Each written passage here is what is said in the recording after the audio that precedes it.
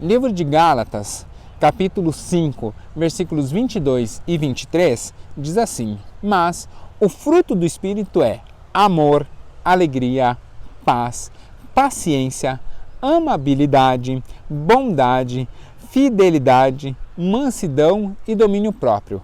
E contra estas coisas não há lei. Eu sou o Pastor Alan e essa é mais uma Quinta Teológica.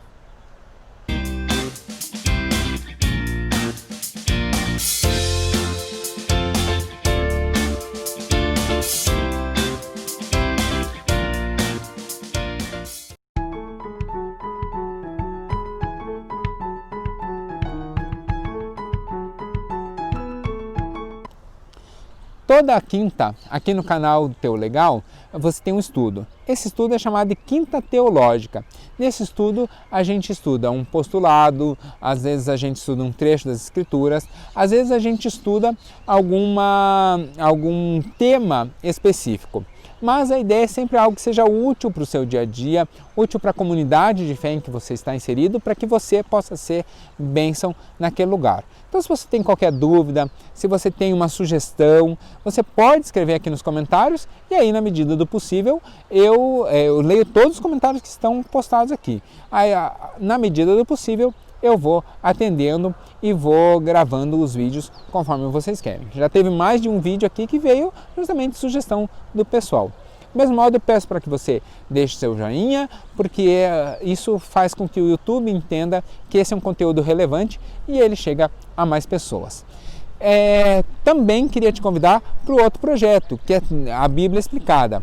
Toda terça, às 19 horas, tem um capítulo da Bíblia que é lido, e aí eu vou lendo e vou explicando. Então, para quem lê e não entende, a Bíblia Explicada tem justamente essa função. Então, já tem vários vídeos aqui da série Bíblia Explicada que já estão disponíveis. Se não me engano, e se eu não estiver errado na conta de quando essa Quinta Teológica vai entrar no ar, já tem até o vídeo do Salmo 5. Então, já são 6 vídeos. Uma introdução e aí os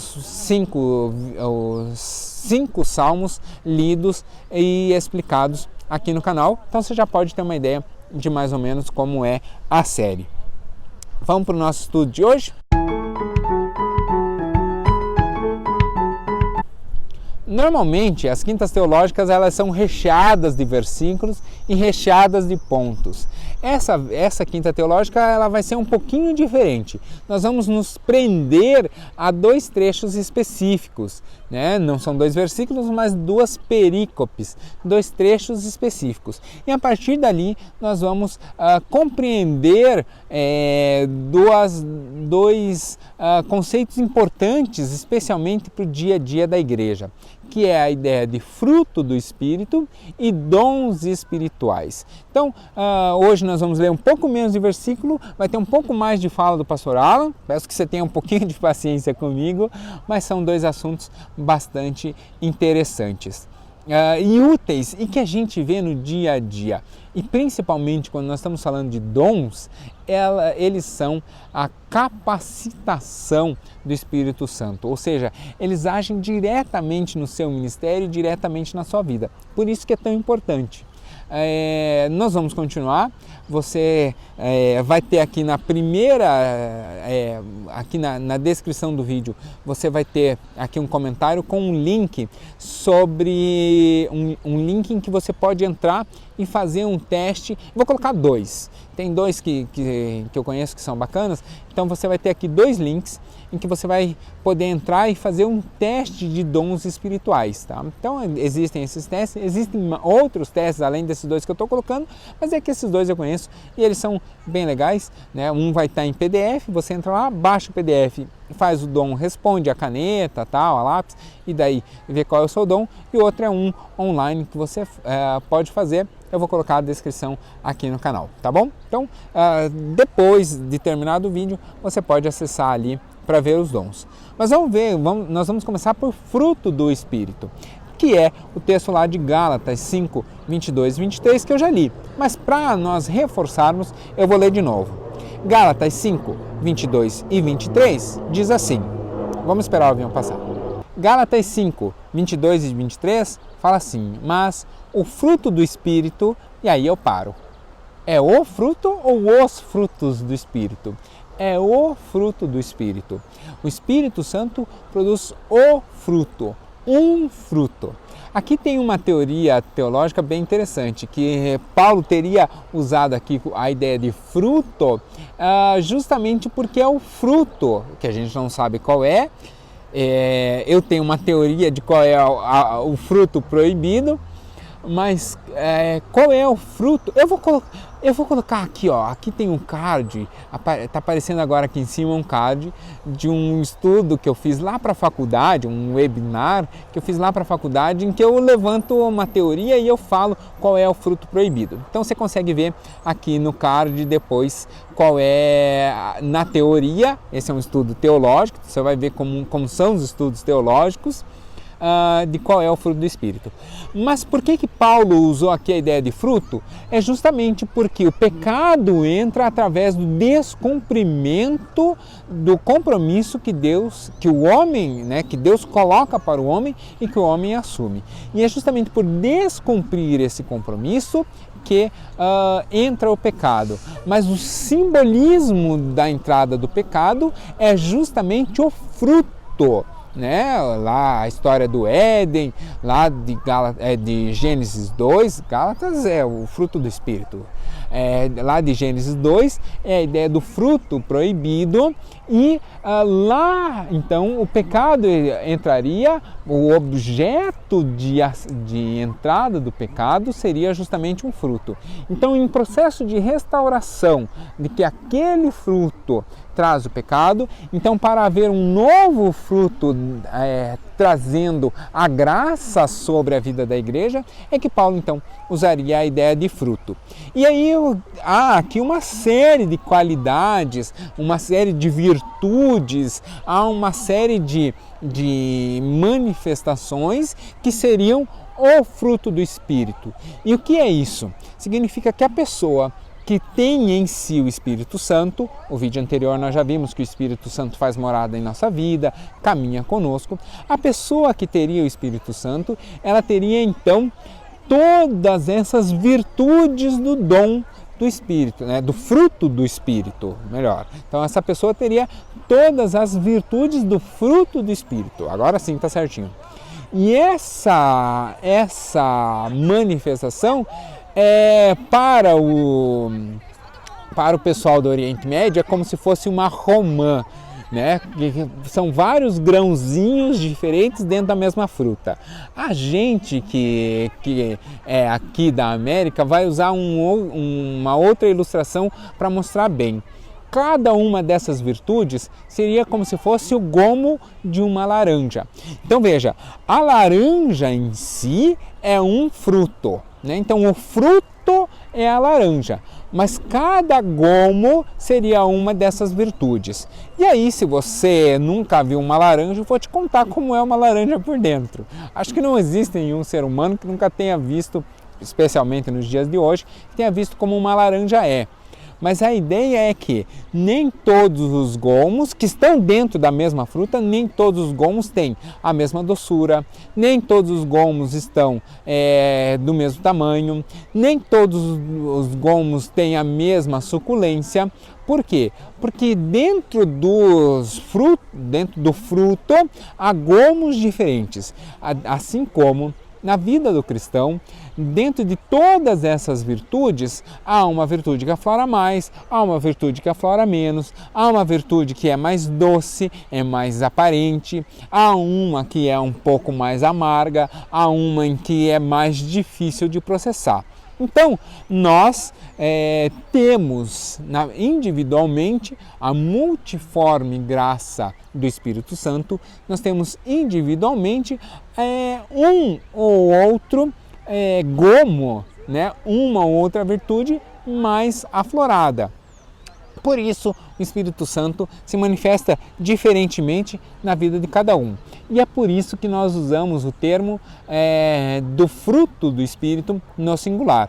A ideia de cada uma dessas virtudes, todas elas estão presentes na vida da pessoa.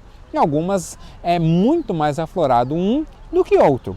Por exemplo, às vezes é muito mais aflorado na vida de uma pessoa a mansidão, em outra é muito mais aflorado a amabilidade. E quem está mais certo, quem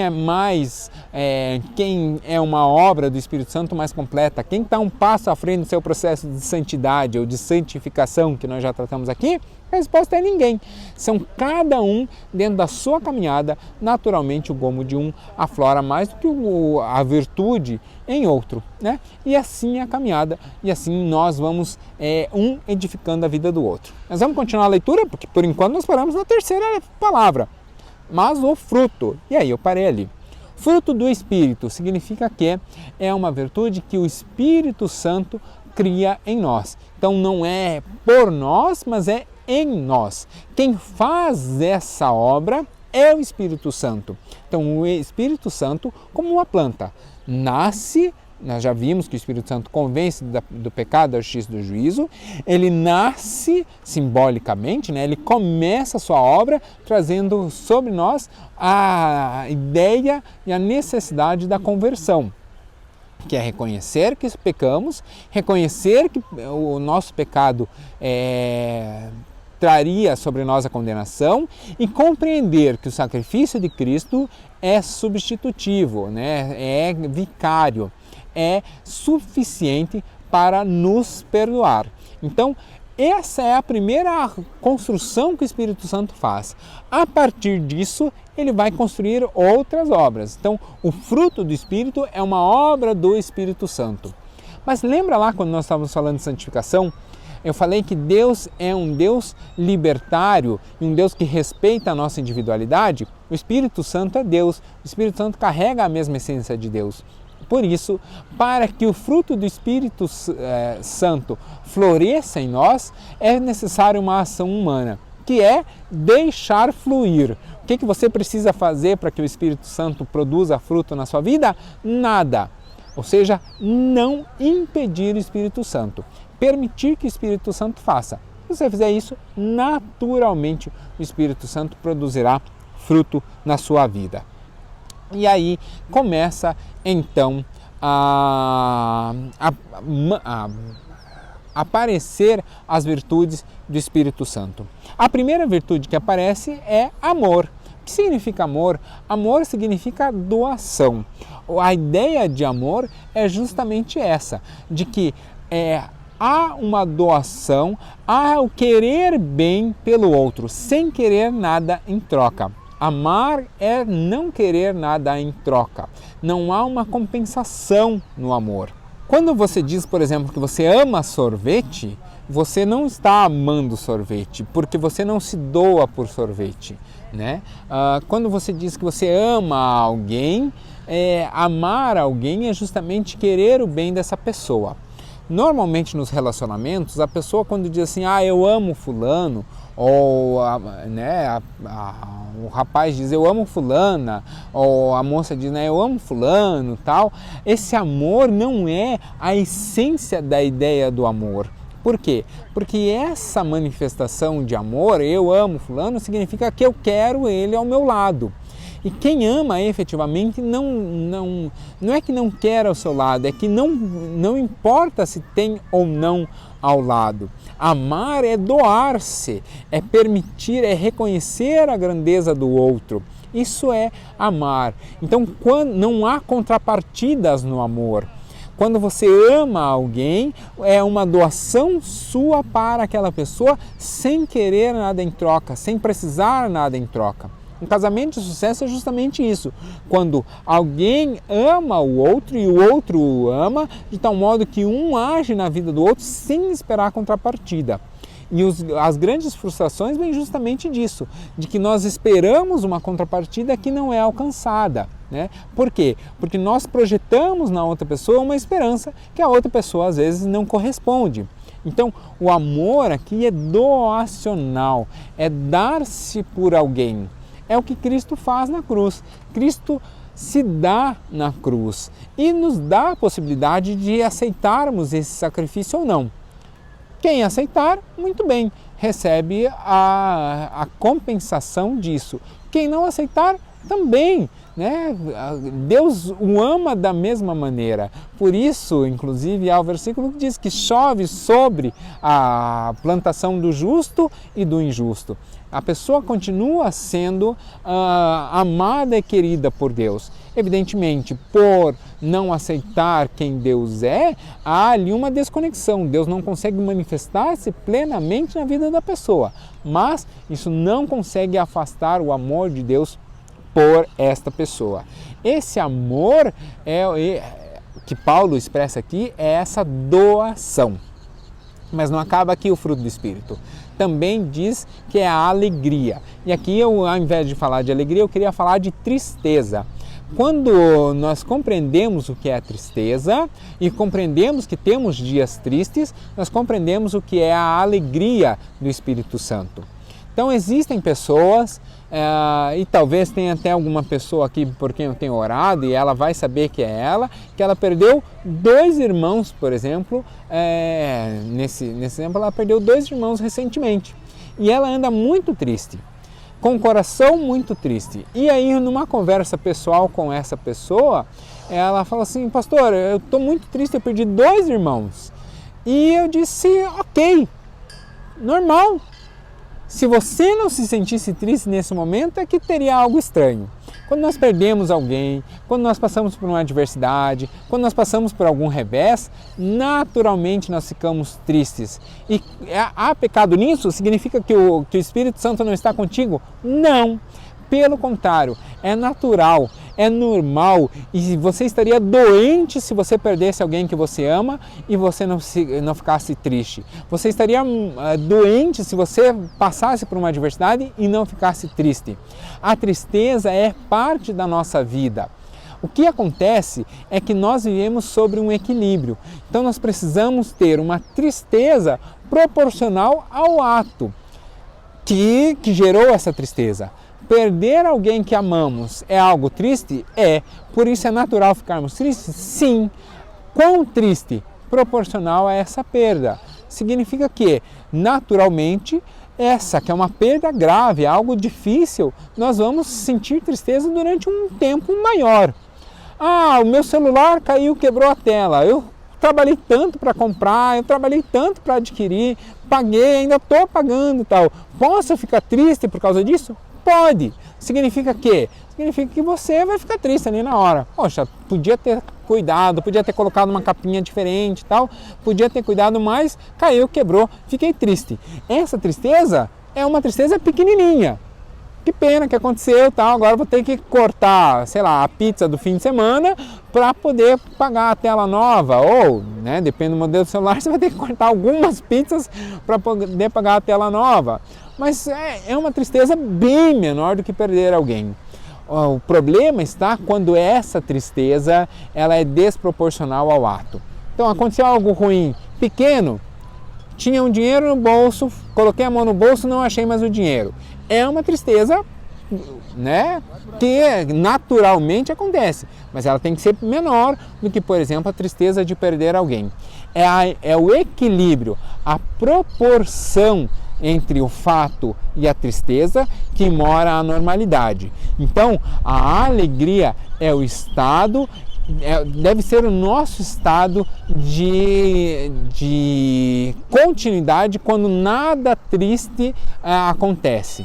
Então, se você naturalmente é uma pessoa feliz e quando acontecem algumas adversidades você então se sente triste, normal, você é uma pessoa normal e uma pessoa cujo Espírito Santo está ali. Quando há esses momentos de tristeza, então o Espírito Santo ele vai mudar. Ele não vai agir então com alegria, mas ele vai agir com outras virtudes que nós vamos ver à medida que nós vamos caminhando. Então, amor, doação. Alegria é o estado natural em que nós estamos.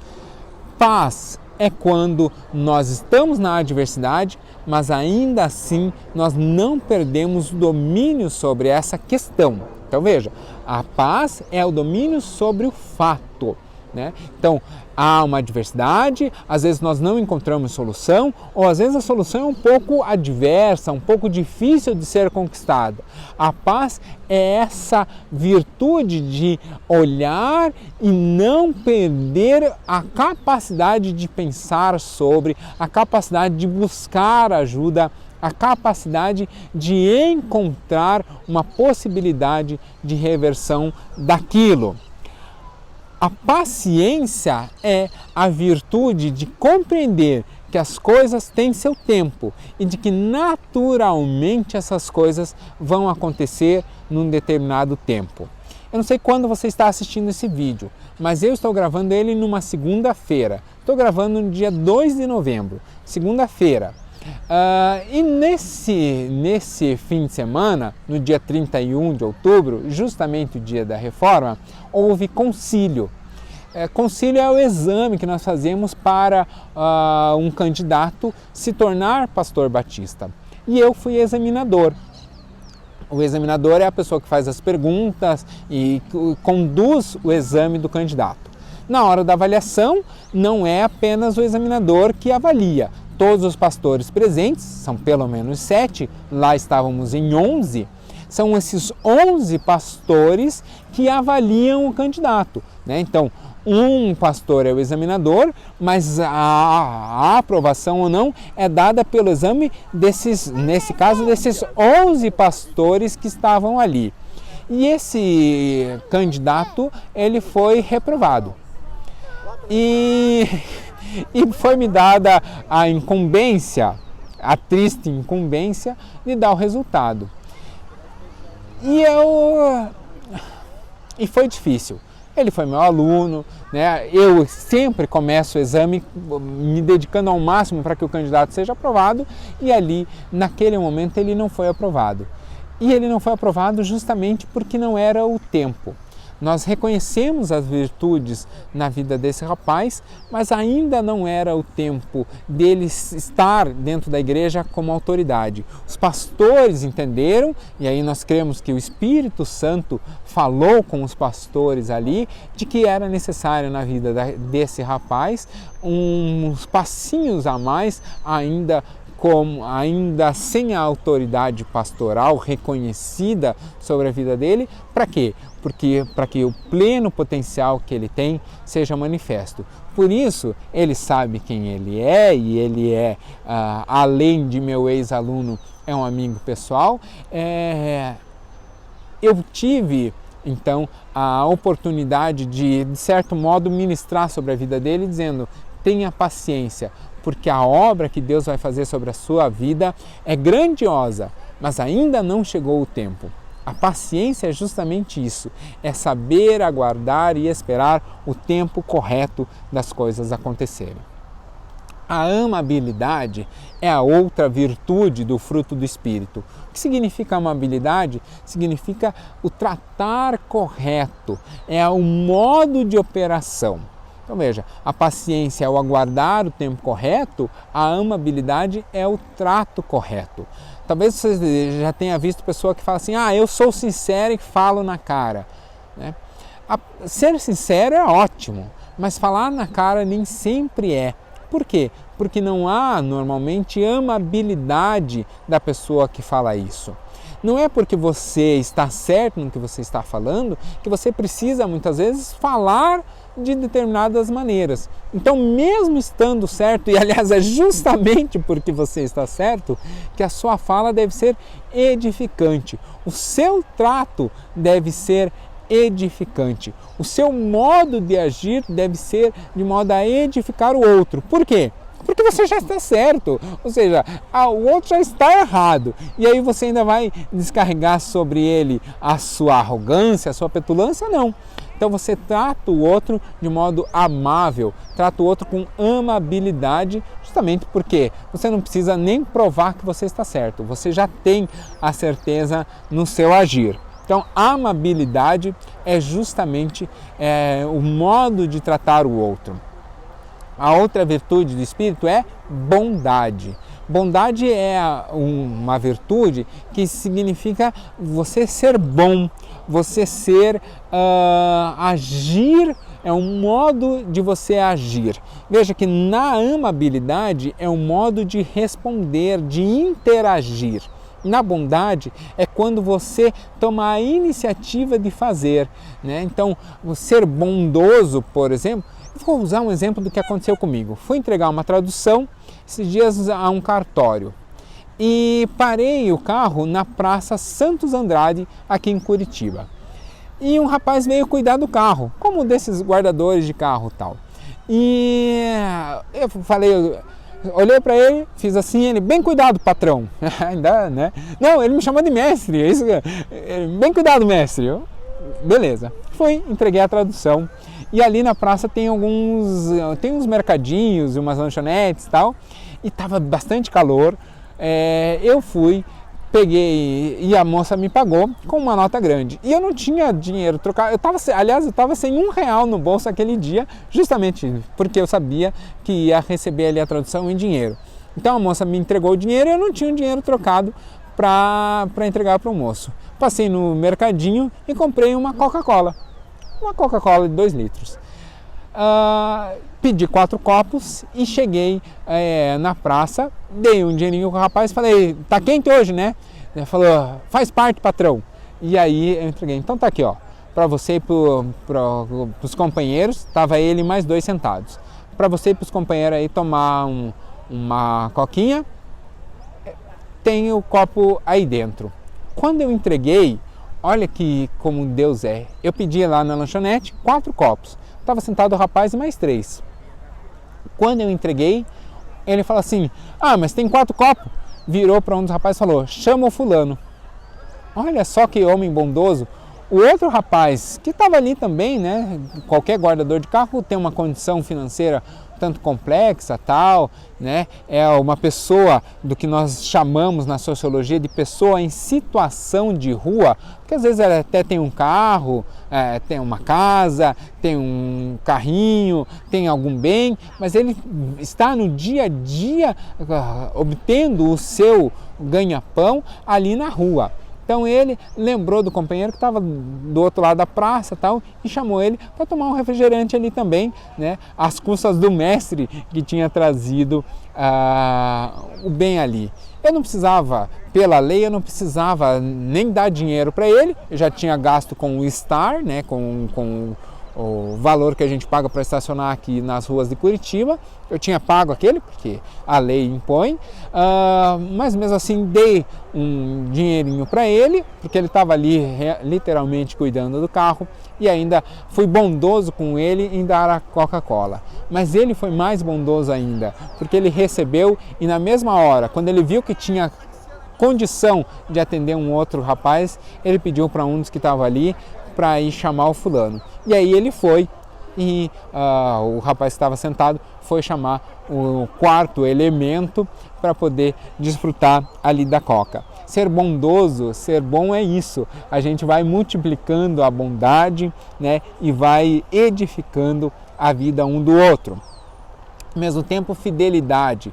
A fidelidade é o processo, a outra virtude, né? A fidelidade é o processo pelo qual nós confiamos no outro e o outro exerce confiança em nós, ainda que estejamos errados.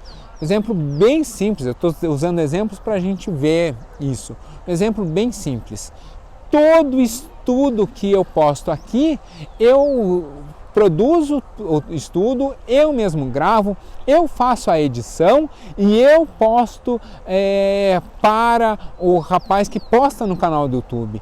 O Pastor Lobo não faz nenhuma censura, não faz nenhuma avaliação prévia e nunca me pediu para, por exemplo, enviar antes quais são os temas. Há uma confiança dele nos meus estudos e há uma confiança minha em postar aqui. Eu tomo muito cuidado sempre de que o estudo seja algo para edificar a igreja.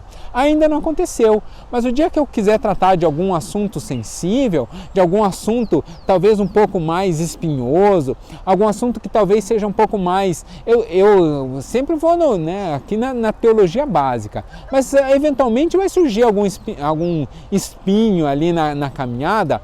Eu jamais postaria um estudo sobre algo que alguma posição teológica um pouco temerária, a não ser que eu fosse apresentar todas, mas assumir uma posição aqui um pouco temerária em nome da igreja, sem antes consultar o meu pastor titular. Você vê que quando há mais de uma visão, eu exponho quais são as visões, mas se eu fosse assumir uma posição, eu iria consultá-lo. Isso é fidelidade. Ele confia em mim para que eu faça o estudo com toda a liberdade que eu quiser, mas eu sei que o pastor presidente da igreja, a direção da igreja, quem dá é o pastor titular. E por isso, em prova de fidelidade, eu caminho. No dia a dia eu não preciso incomodá-lo com esses estudos, mas em algo mais difícil, em algo mais complexo, em uma posição teológica um pouco mais delicada, eu não faria sem consultá-lo. Então, isso é fidelidade. Um outro exemplo, aí na minha casa, as minhas redes sociais, as pessoais, né? O meu Facebook, o meu Instagram não tem senha, né? Mas a minha esposa nunca me perguntou qual é a senha, mas ela tem livre acesso, porque a senha fica memorizada no computador, né? Então veja, é uma questão de fidelidade. Ela não me pede a senha, mas eu também não omito dela a senha. Não há escondido entre nós, porque é uma questão de fidelidade, né? Então, se ela quiser ver, ela tem toda a liberdade. Hoje, para entrar no meu Facebook, é muito fácil. Ligou o computador, ela sabe a senha que liga o computador, e tem senha porque eu não consigo tirar a senha dali. É só ligar o computador e acessar, colocar lá, por exemplo, o Facebook, vai aparecer o meu Facebook. Não tem nada a ser escondido. Há uma fidelidade entre eu e minha esposa. Isso é fidelidade, é a mútua confiança. Um casal fiel é exatamente esse casal, que a esposa, por exemplo, chega para o marido e fala: posso ver o seu celular? E ele responde sim. E ela responde: não quero, não preciso. Não precisa ver. Né? Porque eu confio em você e você confia em mim porque me autoriza a ver o seu celular. Então, um casal que às vezes a pessoa precisa de uma ajuda porque tem uma eventual fragilidade, então precisa que o outro monitore o seu celular. Tem um amigo que ele tem um problema com drogas e a esposa todo dia olha o seu celular justamente por causa disso, porque para ajudá-lo em uma eventual recaída, né? Então, ajudá-lo em uma eventual fragilidade, ela é um processo de ajuda ali, é um processo de doação, não é um processo de desconfiança entre um e outro.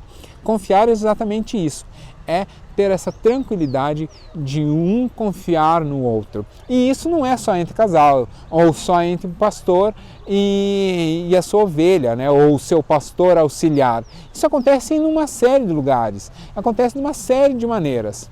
Um exemplo bem simples, o mercadinho aqui perto de casa. Fui esses dias, eu uso aquele recurso do celular de pagar o cartão virtual no celular e a máquina não passou. Mas é um mercadinho aqui do lado de casa. O dono, a caixa não me autorizou. Eu falei: como nós fazemos? O dono do mercado falou: não, é o vizinho, o senhor volta depois, não tem problema. Eu falei: então deixa só eu ir em casa, posso levar as compras? Pode, vizinho, fique à vontade. Levei as compras em casa, cheguei em casa, peguei a carteira, voltei no mercado. Uma fidelidade. Eu não preciso roubar a compra do mercado e ele sabe que justamente por sermos vizinhos e por eu estar aqui querendo ser bênção no bairro, eu não ia fugir da minha obrigação, né, da minha contraprestação, que era pagar pagar a compra que eu tinha realizado. Então essa é uma questão de fidelidade. Ele confiou em mim e eu confiei nele, né, porque escolho o mercado dele, então há ali uma troca de fidelidade.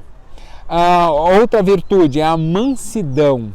O que é a mansidão? A mansidão, muito próximo da amabilidade, a mansidão ela é a manifestação da paz em um ambiente de caos. Mansidão é o controle pleno que nós temos da situação.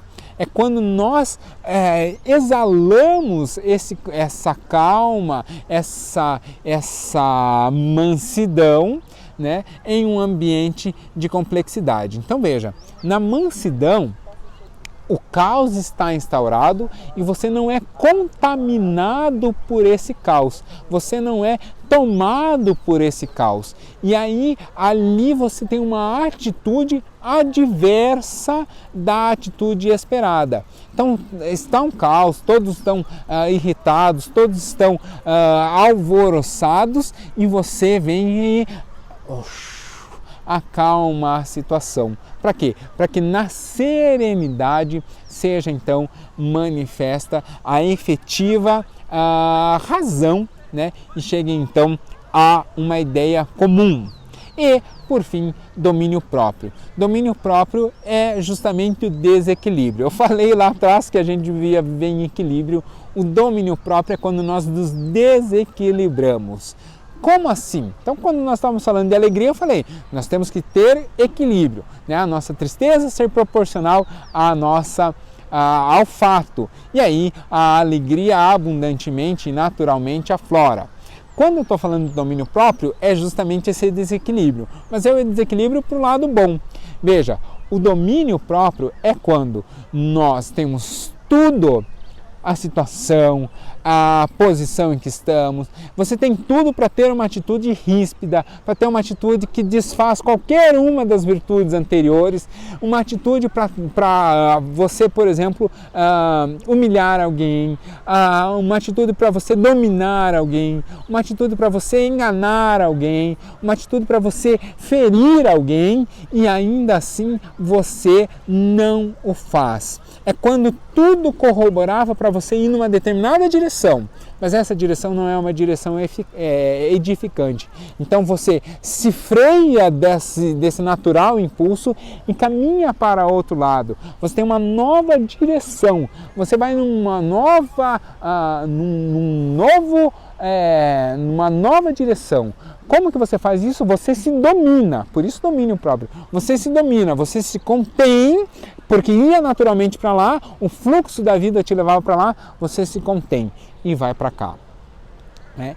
Então, às vezes no trânsito, por exemplo, isso aconteceu comigo. Eu estava aqui em Curitiba, tem o passeio público, que é um parque, que há uma avenida que vem contornando e faz umas curvas assim em volta desse parque. Eu estava de carro e fazendo uma dessas curvinhas entre o passeio público e o Colégio Estadual do Paraná, sem querer eu fechei um motociclista. E aí ele buzinou. Né? Ali são duas faixas que vão, eu sem querer, talvez tenha invadido um pouquinho a faixa, ele buzinou. E aí eu voltei para minha faixa e logo à frente tinha um semáforo fechado, eu parei.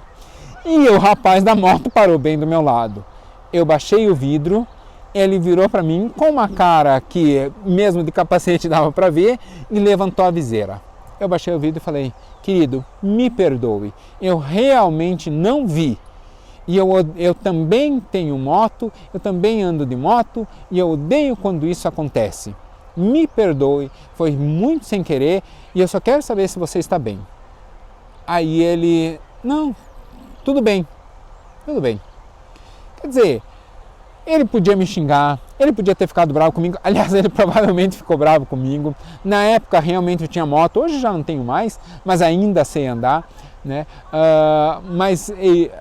Eu tinha moto, eu realmente andava com moto, andava de moto e realmente eu odiava quando isso acontecia.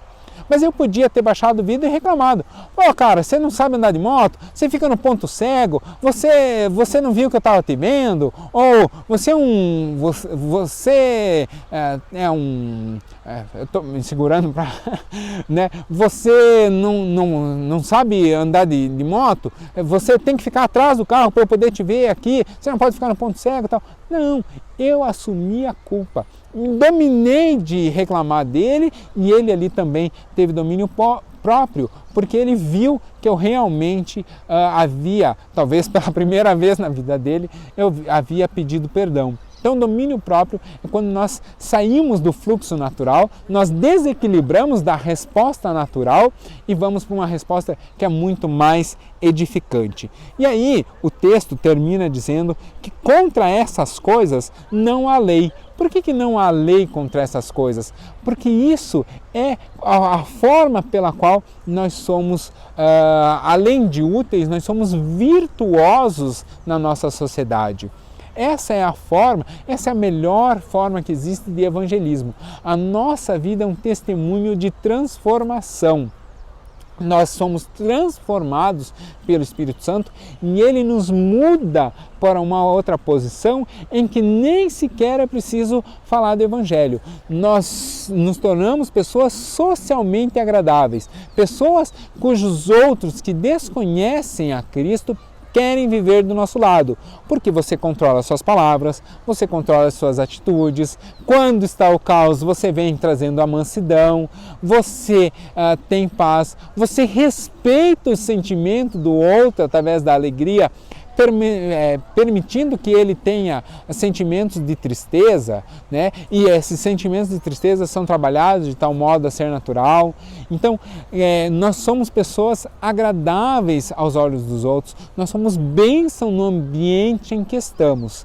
E aí, naturalmente, quando a pessoa chega então para você e fala assim, mas como você consegue manter a paz em meio a todo esse caos? Aí você responde, essa é a obra que o Espírito Santo produz na minha vida e pode produzir sobre a sua vida também, né? E aí dessa forma a pessoa vai dizer, mas como assim? E aí está a porta aberta para que o Evangelho entre e faça diferença na vida dessa pessoa.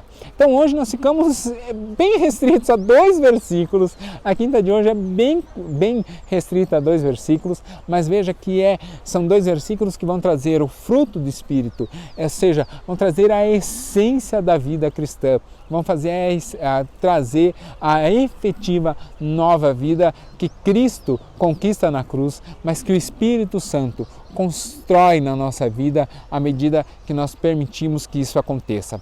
Quando isso acaba? Bom, lá quando nós falamos sobre santificação, nós já falamos sobre isso. Esse fruto, ele chega à sua plenitude no momento da nossa glorificação. Ou seja, no momento em que nós partimos para a glória, somos chamados por Deus, ou no tão esperado momento em que os céus se abrirão, em que todo o olho verá, em que toda a língua confessará que Cristo é o Senhor e que Ele vem para resgatar a sua igreja. Enquanto isso não chega, desejamos muito que isso aconteça, mas enquanto isso não chega, nós vamos continuando a nossa caminhada, buscando que a cada dia o Espírito Santo edifique sobre a nossa vida. Por isso eu queria encerrar o estudo de hoje orando. Vamos orar? Senhor, queria colocar nas Tuas mãos a vida de cada um, pedindo que o Espírito Santo possa vir e dominar a nossa vida de tal modo que o fruto do Espírito floresça em nossa caminhada e nós possamos, desse modo, edificar a vida do próximo, a vida daqueles com quem nós interagimos. Que nós possamos ser uma bênção na nossa comunidade de fé, que nós possamos ser uma bênção na nossa igreja, mas que nós também sejamos uma bênção no nosso trabalho, na nossa família, no nosso condomínio, no nosso bairro, nas pessoas que interagem conosco. Que nós possamos a cada instante perceber mais e mais o fruto do Espírito aflorando sobre a nossa vida e que nós possamos tranquilamente nos entregar para que o Espírito Santo opere a sua boa obra em nós. É o que eu te peço e desde já agradeço em nome de Jesus. Amém. Que Deus abençoe a sua vida, que Deus esteja presente sobre a sua vida em todo instante. E eu queria encerrar justamente com a bênção. Então estique sua mão para cá, para que nós possamos encerrar com a bênção sacerdotal. E aí, com a bênção apostólica. E aí, depois da bênção, eu ainda vou rapidamente explicar ela para nós entendermos a Trindade. Vamos, estique sua mão para poder receber a bênção. Que o amor de Deus Pai, a graça salvadora de Cristo Jesus e as consolações do Espírito Santo sejam sobre a sua vida. Hoje, até o próximo vídeo, até o próximo estudo e durante todo o tempo, até a volta de Cristo, em nome de Jesus. Amém. Então nós damos a bênção justamente por causa disso, porque o amor de Deus é o que nos cria. A graça de Jesus é o que nos permite a conexão, mas o Espírito Santo é o que caminha conosco e nos consola nessa caminhada e nos edifica através do fruto do Espírito que nós estudamos hoje. Então seja você uma bênção e permita que o Espírito Santo frutifique sobre a sua vida. Obrigado por ter acompanhado até aqui e que Deus abençoe. Tchau, tchau.